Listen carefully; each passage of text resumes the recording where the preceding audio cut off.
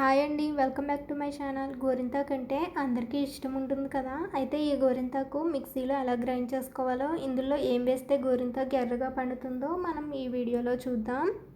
ముందుగా ఆకంతా కూడా వలుచుకోవాలి. ఆకులకు ఉండే ఈ ఈనెలు మొత్తం కూడా తీసుకోవాలి. ఎందుకంటే ఎక్కడన్నా ఈ ఈనెలు ఉంటే సరిగ్గా నలగదు, అలాగే సరిగ్గా పండదు కూడా. మొత్తం ఈ ఈనెలన్నీ తీసుకుని బాగోలేని ఆకులు తీసేసి ఈ విధంగా శుభ్రం చేసి పెట్టుకోవాలి ముందుగా.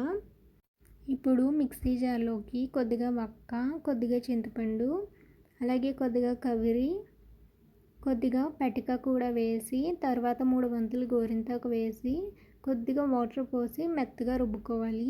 కొంచెం నలిగిన తర్వాత మళ్ళీ కొంచెం ఆకును వేసుకుంటూ కలుపుకుంటూ గ్రైండ్ చేసుకోవాలి. మొత్తం ఒకేసారి వేసిస్తే గ్రైండ్ అవ్వదండి, కాబట్టి కొంచెం ఒకసారి నలిగిన తర్వాత మళ్ళీ కొంచెం వేసుకుంటూ గ్రైండ్ చేసుకోవాలి.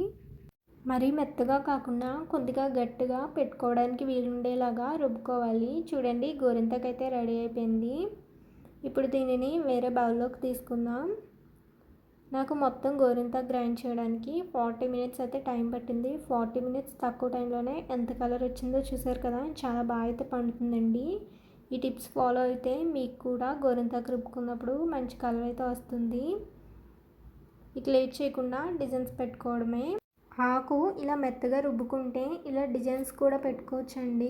ఇలా అప్పుడప్పుడు గోరింటాకు పెట్టుకోవడం వల్ల బాడీలో వేడి తగ్గుతుంది, అలాగే నెయిల్స్ గోళ్ళకు కూడా చాలా మంచిది.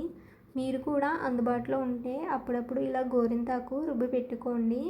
మనం బయట కొని తెచ్చి పెట్టుకునే కోన్స్ కన్నా ఇలా ఇంట్లోనే న్యాచురల్గా గోరింటాకు పెట్టుకోవడం వల్ల చాలా మంచిదండి.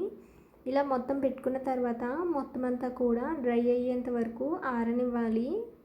చూసారు కదా, మొత్తం డ్రై అయిన తర్వాత వాటర్తో కడిగిన తర్వాత ఎంత మంచి కలర్ అయితే వచ్చిందో. ఈ టిప్స్ని ఫాలో అయ్యి గోరింటాకు కనుక రుబ్బుకుంటే మంచి కలర్ అయితే వస్తుంది.